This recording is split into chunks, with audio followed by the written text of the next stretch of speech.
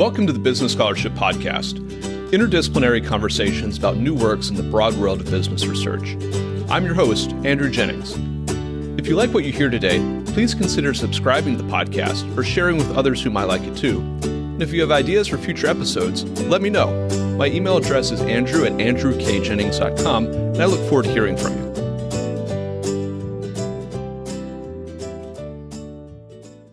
Our academic guest today is Tracey George, professor of law and political science at Vanderbilt University.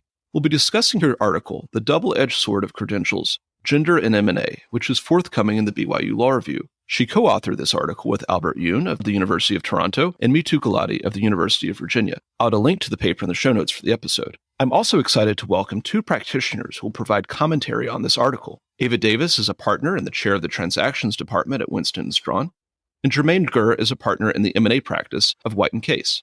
Tracey, Ava, Germaine, welcome to the Business Scholarship Podcast. Thank you, Andrew. It's great to be here. This is Tracey. Thank you, Andrew. This is Germaine. Looking forward to the conversation today. Thanks, Andrew. Appreciate the opportunity. This is Eva. I thought we might start with a discussion of the article, and then I'm looking forward to some practitioner reactions and comments on the article in a few moments. Tracey, I wonder if you could help us set the stage a bit. This article is focused on the gender gap in the legal profession with a focus on the large law firm setting. I wonder if you could talk about the current state of that gender gap in the law firm setting. What does the gender gap mean for the profession? And what might it mean for a country in which lawyers are often called upon to fill some of the most important leadership roles in civil society, in government, in business, and so forth? So the gender gap exists across law and the legal profession. Despite what TV and movies present, women, as well as people of color, are not presiding over courtrooms, leading prosecutors' offices, or cold calling on students in a law school classroom in numbers commensurate with their numbers in law school and in the larger society. You asked the important question, though, why does that matter? Why is it significant that women are underrepresented compared to what we would expect ex ante? And women in leadership, both in law and elsewhere, is imperative because it impacts socioeconomic and political dynamics in the country. And it's significant because it reflects those dynamics, those very same dynamics. It is essentially both cause and effect. Over the last few decades, have women been making any gains in the nation's top law firms in terms of the representation in the ranks that we might expect from the number of women who are attending law schools? And are these gains happening at the associate levels, at the partnership level? Are these positions being created equal, or could the data be masking some perhaps finer distinctions within the legal profession, within law firms, perhaps gender gaps within a gender gap? Yeah, so on your first question, have women been making gains? Absolutely. Nearly half of all law firm associates are women, consistent with the fact that for about 4 decades, women have made up about half of entering JD classes in American law schools. And we don't only see women in the associate positions. Right now, about a quarter of all partners in U.S. law firms are women. Now, not all partnerships are equal. Women are slightly less likely to be equity partners than non-equity. The ratio is about 3-2. But nevertheless, these are very strong numbers and show a trend towards something closer to parity with where we see women in the pipeline in terms of law school. But then you ask the question, right, what about finer distinctions or gender gaps within gender gaps? And I think that's the really interesting question and the one that we wanted to focus on. The research on the gender gap in the legal profession has really focused on the pipeline to partnership. So what happens from applicants to law school, attendance at law school, entering it in as an associate in a law firm, becoming a partner, and view partnership as the end of the process. But as Eva and Germaine can discuss in more detail and with more knowledge, that is far from the end. A lot happens after partnership. And what's very significant after partnership, especially in a practice like M&A, is to be at the top of the deal, which is to say, be the lead attorney in the matter, or what is often called the relationship partner for the relationship with the client. And we were interested in looking at that because we suspected, based on conversations with people like Eva and Germaine, that those numbers would not match the numbers we were seeing in the equity partnership ranks. And what we find in our project that we're going to talk about more is that indeed there's a tremendous drop off. About 20% of M&A attorneys in the United States are women, but only about 9% are leading the deal. So that drop from becoming a partner to actually becoming a partner in a leadership position is really important to try to understand. I wonder if you could maybe situate the importance of understanding this question or this gap in terms of leadership positions within the legal profession, being the top of the deal, being the relationship partner. Why is that important on its own terms? And how does that question, that gap maybe differ a little bit from focus on the pipeline, focus on the entry or the middle levels or folks making it to the partnership level in the first place? What's the importance of those distinctions? The importance of the distinction, I think, can be measured in terms of both its value directly, as you described, and its value as signal of some underlying phenomena that we can't observe directly as researchers. In terms of the former, the question of why is it significant in its own terms, within law firms, it's well established that the M&A practice and M&A partners have an outsized impact on management, leadership of law firms, what law firms are doing, where they're going. And then outside of law firms, those same partners have an impact on what is happening in society. There's no question in the United States. Obviously, everyone listening to this podcast knows and understands that mergers and acquisitions are extraordinarily important to our economy and have an impact on political decisions as well.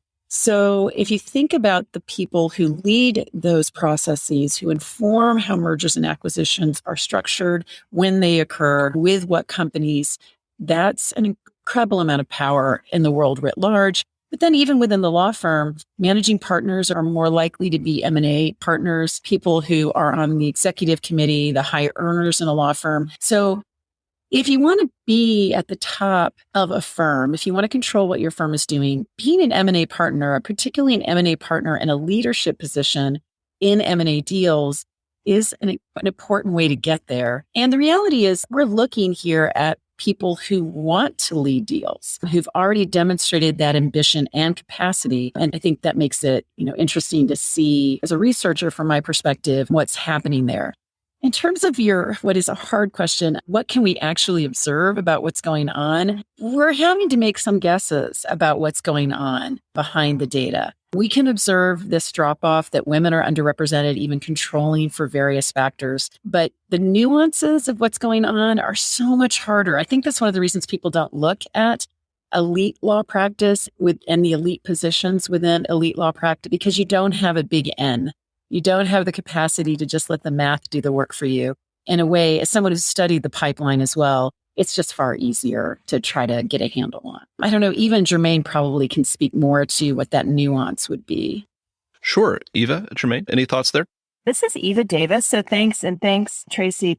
Maybe I should call you Professor George, but Tracey, for all the background here. I think it really is nuanced and it really is complicated. And one thing that the professors pulled out in their article was they used a concept of sort of ripple effect and butterfly effect. What are these small events that may have an enduring effect on your career, whether it's opportunities early on to lead particular deals with particular partners who might have influence or better opportunities with clients? How encouraging is your law firm environment? Frankly, how supporting is your spouse, which I think actually we could have a whole seminar on. But how do those ripple effects affect you throughout your entire career? And then there's also just a level of hard work that I think is a very significant predictor. And it's not to suggest at all that men are more likely to work hard or women are less likely to work hard. But there are certain points in time in your career where your clients frankly, your clients can be incredibly demanding all the time. But are there points in your career, whether it's when you're raising a family or otherwise, where some of those really tough demands that are coming from those clients maybe can impact you to make subtly slightly different choices in your career that might have a longer term impact. And sometimes those things can have an impact again over multiple years, but it is complicated. I'd be curious, Germaine, to hear your thoughts. Eva, and thank you, everyone. Thank you, Tracey, for all of the commentary and for the paper. It was really interesting to read. I agree with you, Eva. There's so many different factors that go into why the results are what they are, even if we are seeing improvement. An interesting thing that you mentioned in going to the rippling and butterfly effect is on kind of the decisions that people might make and that women might make. And I guess that results in a broader question when it comes to families and who's bearing the brunt of the work. And Ava alluded to this too, as to who's bearing the brunt of the work when it comes to families, whether it's taking care of parents or taking care of children. And largely in our society, unfortunately, that's still women. And as a result, you likely see a drop off. I've seen a drop off of women mid-career as a result. As Ava mentioned, I think spousal support and societal support in that regard might help change whether women would choose to continue in their careers in those moments when they're being pulled in multiple different directions. Another interesting aspect, at least for me, is networking. A lot of times our clients are still men. And so networking becomes a really important integral part of relationship building. And when you're a young attorney, a female attorney, those situations might not always be comfortable to network with other people, with your business counterparts, if they're men. Myself, as a young associate at Weil Gotshal, at the time, the law firm had a great program where they had provided some funding for associates for business development purposes to go out and network with their business counterparts. So other kind of junior mid-level business people. The intent was to help associates learn how to build those skills on business development. At the end of the year, we reflected back as the associates. What had happened is that the male associates had used all their fundings, had taken people out to do networking. And the women, in large part, hadn't used the money. And when the partners were asking questions, and this was an informal program, the women in discussion said, I don't necessarily feel comfortable asking my male colleague at a client to go out to dinner with me because he might be married, I might be married. I just don't feel comfortable in that setting. And I don't think those nuances are necessarily understood by the broader group of people who are working day to day. But it was interesting to me at the time, this is over 10 years ago, to hear those thoughts from other women attorneys. And the men definitely didn't have the same perspective in that. Just an anecdote. I want to pick up on something Germaine said here, because this actually a comment she made, this word comment she made at the end, was frankly a critical decision in my career. I was at a large law firm talking the article about Chambers ranked M&A, and I was working on a lot of the firm's institutional clients. And most of the hiring decision, interestingly at the time, wasn't really being made by the general counsel. It was really being made by the board of directors who were deciding what law firms to hire on what M&A deals. And then you hoped you were well positioned within the firm if they came in to get those deals. But ultimately, the decision on hiring is being made by the board of directors, who at the time, and I've been now practicing for 30 years, tended to be senior white men. And when you talk about networking and you're a 30-year-old woman, and am I going to be taking out 60-year-old men? It looked to me like a daunting task. This was going to be decades when I was going to be able to start to really build these relationships on my own. And I had an opportunity, and this was again by another law firm, to go and work on the private equity side, which you're going to say, okay, that sounds crazy. That's mainly men too. But in a lot of the private equity deals, it is men making those decisions, but those men were in their 30s and to some extent 40s. And that just seemed more possible to me. It was at least we're going to be lining up on the age front so that when I get comfortable networking, and actually for me, I was much more comfortable once I was married, because it was like, of course, I'm not asking you on a date. I am married and we're going to go network and do some event. It became much more possible to me. And that's what I've been doing ever since. My clients are mainly men. They are in private equity, and they have typically been in their 30s and 40s, which meant early on we were the same age. And frankly, now I'm older than them. And there's a different dynamic there too, because then I tell them what to do and they do it. And our phone calls can become very efficient. I think that these experiences really reflect the multitude of variables that go into this gender gap at the top of the top. And this article is, of course, an empirical examination of that gender gap. And with that in mind, thinking about the complexity and the challenge of this investigation, Tracey, I wondered if you could introduce the listeners to the study that you and your co-authors conducted. What discrete research questions did you set out to answer? What sorts of data did you use to conduct your analysis? And you did both a qualitative and a quantitative study in this paper. How did the qualitative and the quantitative support each other, inform your findings in both those areas? And I would love to hear about that. And then, of course, to hear about your key findings from that empirical study.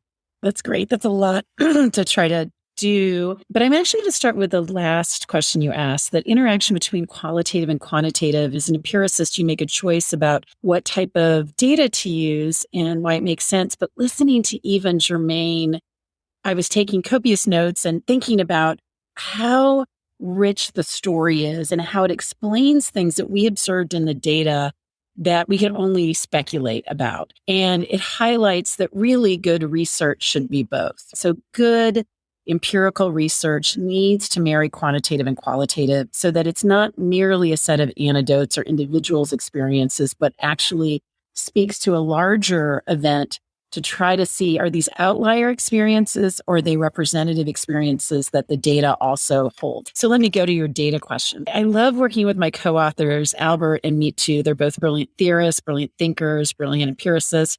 But I find that, and for the researchers, the scholars listening in, I find that we're really attracted to questions that are extremely difficult to answer where there's not ready available data. And so in this particular case, our research question was to ask what explains who's at the top of the deal. And we wanted to look at M&A because mergers and acquisitions practice is such a competitive practice, and the people who choose M&A practice are quite ambitious. So we would assume that they have the same priors, that they want to be at the top of the deal. They want to be a leader. We were also attracted to the fact that there hasn't been a lot of study of M&A attorneys. So we have two research questions that are related. The first is what explains from the universe of M&A attorneys and private law firms, which attorneys end up being the relationship partner, end up being the individual representing the company on the deal.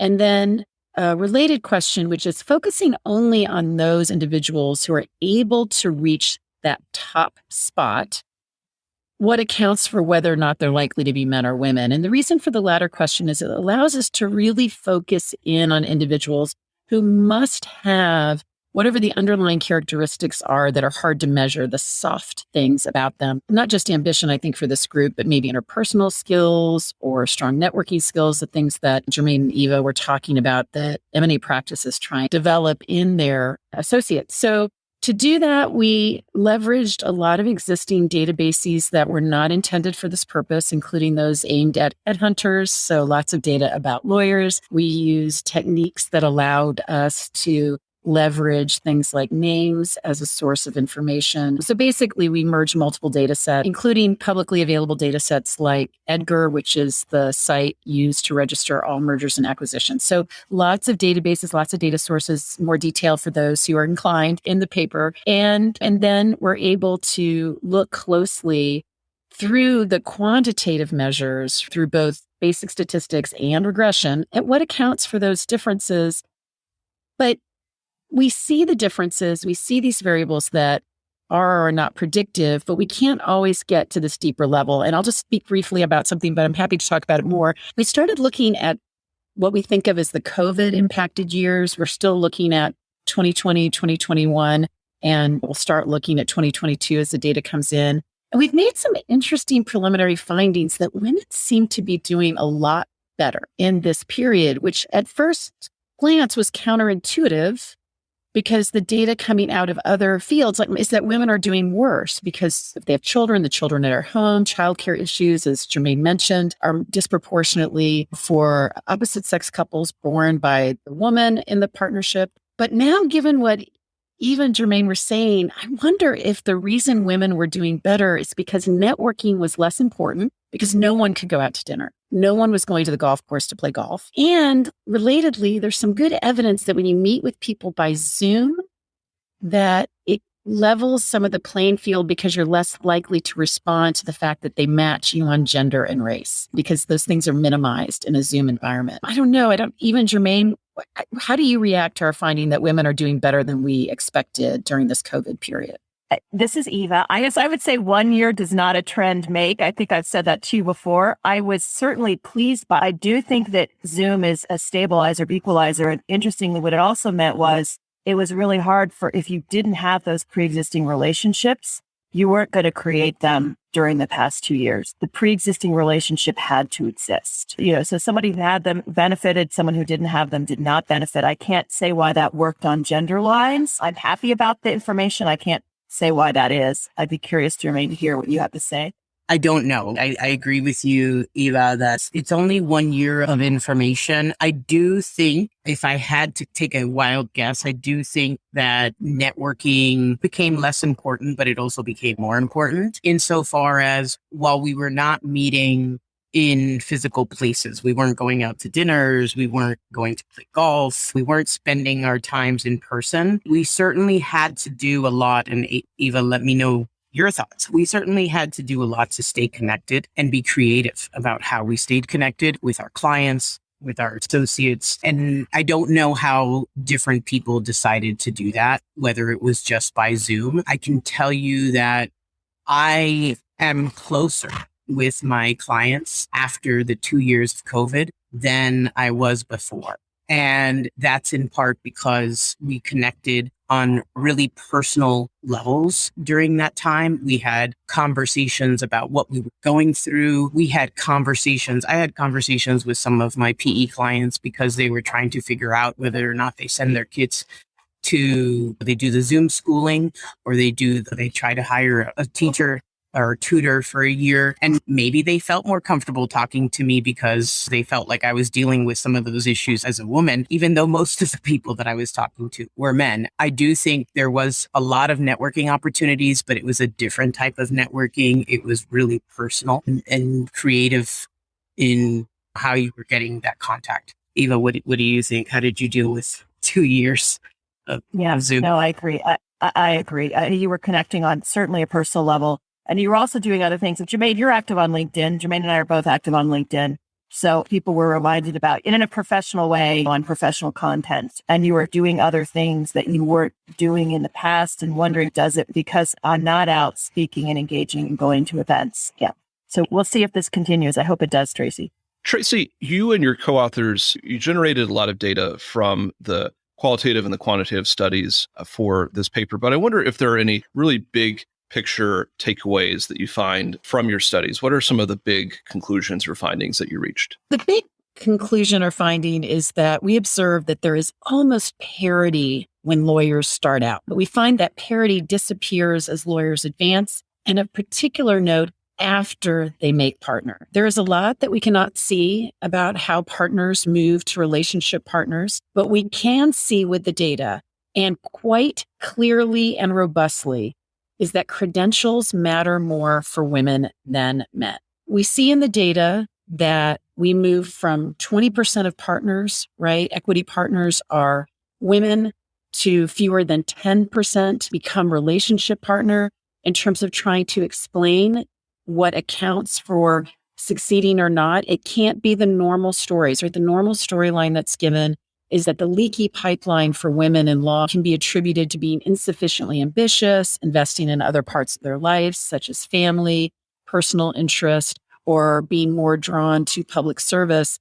Those simply cannot be used to explain the drop off from equity partner to relationship partner. And the reality is, I think, based on what we're observing and research that's been done elsewhere, that it's the dynamics that occur between the existing relationship partners and potential or prospective relationship partners amongst the equity partners in the firm and in the M&A group, and the degree to which at that stage men and women are treated the same way.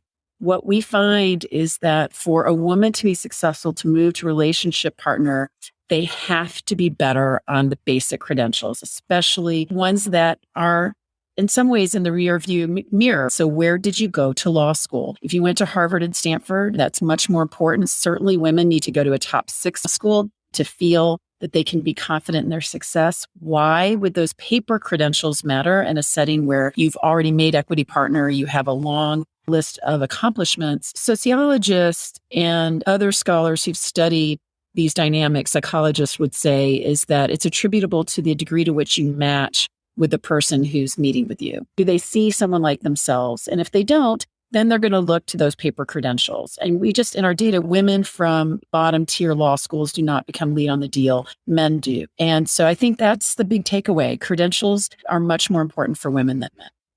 With those big takeaways in mind, I wonder if any of the panelists, Tracey, Eva, or Germaine, if you have any reactions or thoughts to the paper or the big takeaway, and perhaps even more important than the findings, I wonder about solutions. Are there solutions that are currently in the works or that are currently being implemented that might help address some of the gaps identified in the paper? Or are there perhaps solutions that might need to be introduced that might be able to reduce this gap at the top of the top? A few things. And look, this is complicated, and these are small little institutional changes that hopefully maybe have a ripple effect or a butterfly effect from your article. But I can't say that they will fix everything that many law firms, or at least some law firms, are doing, including mine at Winston and Strawn. So the first is, when I first started practicing, again, 20 to 30 years ago, it was really cool to go to a firm that had what we call a free market system, where you could come and pick and choose and do the things you wanted to work on. And if you didn't like something, you didn't have to work on it, versus one that came through very much an assigning system. And you're told, this is your next project that you're going to work on. I think we found anecdotally and through internal data, actually my past two law firms, that tends to hurt women and diverse attorneys who, because of what Tracey said, happens with clients, where clients tend to pick people or be more comfortable with people sociologically who look like them or are like them or have the same background. That, in fact, may be also happening in a free market assigning system. So making sure you're much more, I hate to say the system is a little bit more rigid. The system is a little bit more rigid in terms of how things are signed, so that perhaps your women and diverse attorneys get some opportunities early on. One of the other items I also think that's a little bit counterintuitive is your parental leave policies. It used to be that the women got the parental leave and it was anywhere for 6, 10, 12 weeks. A lot of law firms now, it's up to 6 months for women getting maternity leave. And what that meant was, and I saw this in action, I heard partners make these comments. A woman who was recently married, say at 30, everyone's looking at her, she's going to have kids soon. And you're making critical decisions about going back to relationship partner, at least critical decisions about who you're going to put on your most important accounts at the firm. If you think someone has a likelihood of maybe stepping back or taking a maternity leave or doing something like that, and these subtle little changes and decisions that might be made, are they going to put a guy on that instead? And so we said, let's have parental leave where the men get the same leave as the women, the same 6 weeks, 12 weeks, 4 months, 5 months, 6 months, so that when the man gets married and he's in his early to mid 30s and he's making decisions about his family and life planning, he's just as likely to take that leave. And let's encourage it. And our team leaders essentially almost force the men to take that leave, so that when some of the partners are making decisions about who to assign and staff on something, they will not be more inclined to pick a man over a woman, because the man is just as likely to take that parental leave. And I think another aspect that I implemented as transactions department chair when I came on 3 months ago was, it goes back to the comment that Tracey made about mentorship and sponsorship. Mentorship is certainly when someone gives you some advice and ideas and things you might be doing in your career, whether it's a client related or firm related or networking related. And they're a really good sounding board to help give you, again, some ideas and advice and encouragement. A sponsor is really someone who has power within the law firm, who can basically make things happen and affect your trajectory and affect your compensation and affect opportunities that you work on, and can basically reach down and pull you up. And so why don't we take our most important people at the firm, the ones who sit on the executive committee, the compensation committee, who have the clients in the law firm, and also goes back to affirmatively taking steps, assign them to our associates and basically say, you are assigned to this associate for the next 1 or 2 years. Here's a list of things that you are required to do with them, including giving them opportunities to work on your matters, taking them to pitches, introducing them to clients, and making a difference. And it's not very obvious to associates necessarily in the law firm of who the partners are with power, with the clients that are making these key decisions. It's not necessarily obvious. They tend to gravitate to the partners who are just the nice people, fun to have lunch with. Whatever activity you guys do, hike, golf, like somebody great to hang out with. They might not necessarily have those client relationships that can impact your career. So we need to affirmatively take the steps to put the people with the power in a position, particularly with our women and diverse attorneys, to give them opportunities to have those relationships. So I've got some more ideas too, but I don't want to dominate the floor. I'm happy to have Germaine give some thoughts.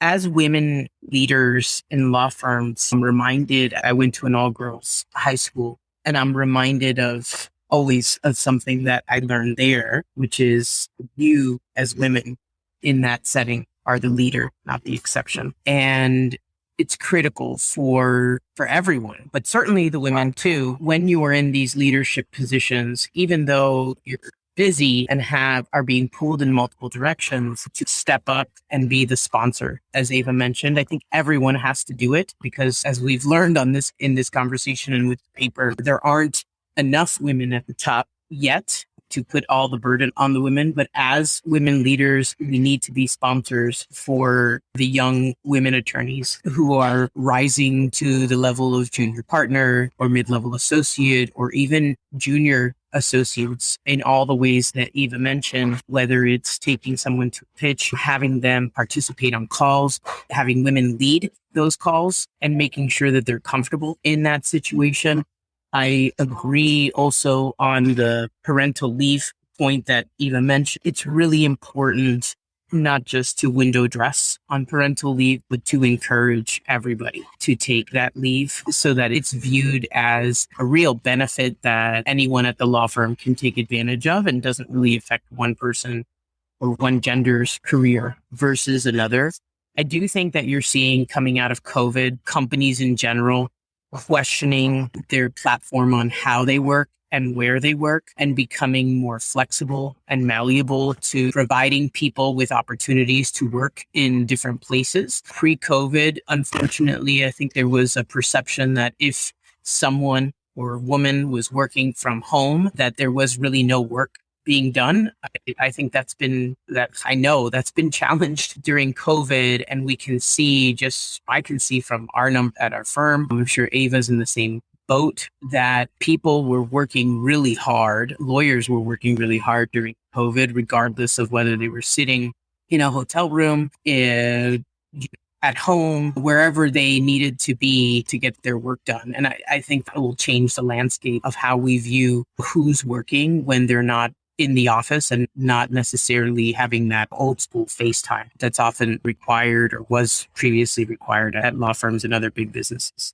I think, Andrew, the thing I would simply add is I was attracted, probably like you, to become a law professor because I love research. I love scholarship. I love my administrative work at Vanderbilt. But I really love teaching the next generation of lawyers. I love watching their careers. I love the way in which we as professors can be part of shaping the law and leaders in the law and how important that is. And when I talk to people like Germaine and Eva, it makes me feel confident that we'll ensure that these important legal institutions and leadership positions are filled by those who are best at doing them to the interest of us all. And I think that fundamentally, the reason that Albert and Me Too and I asked this question, and we're also looking at the same question with consideration to race and ethnicity as well as intersectional questions, it's because fundamentally we want a level playing field. And that's what we're trying to assess is, do we have it? And if we don't have it, what seems to explain it? How can the richer context that we get from those living in this world, even Germaine, what can they tell us to try to understand what you raised, which is not just understanding what's going on, but also trying to think about innovative ways to address and resolve the issues that we identify through the data.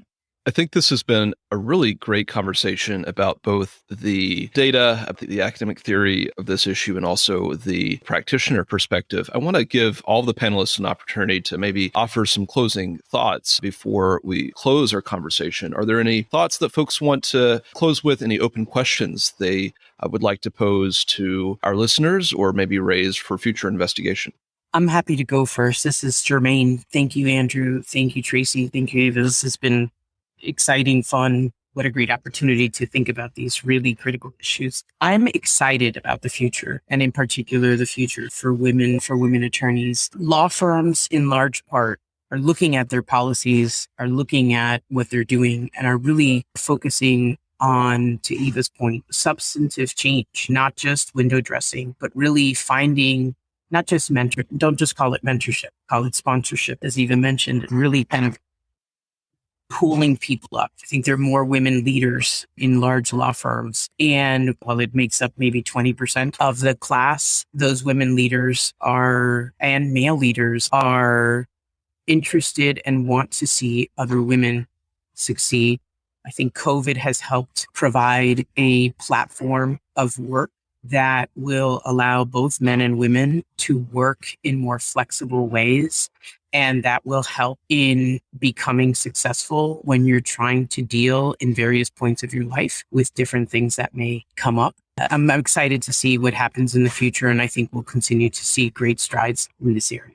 Andrew, thank you so much for providing this opportunity to come on the show and talk to you and these brilliant women and leaders. I think that just by listening to this podcast and thinking about the issue, we're all engaged, right? Whether researching it or reflecting on it in the work that we do, and thinking about the dynamics of gender, race, ethnicity, individual identity, and how we ensure that there's fairness and equity in the work that we do and understand the impact that it has, which takes us back to your initial question that started us off. Why should we even care? And I think fundamentally we have to care because it affects the dynamics of the country and how things happen, how things work. So I would really welcome, if anyone's listening has a chance to offer some feedback.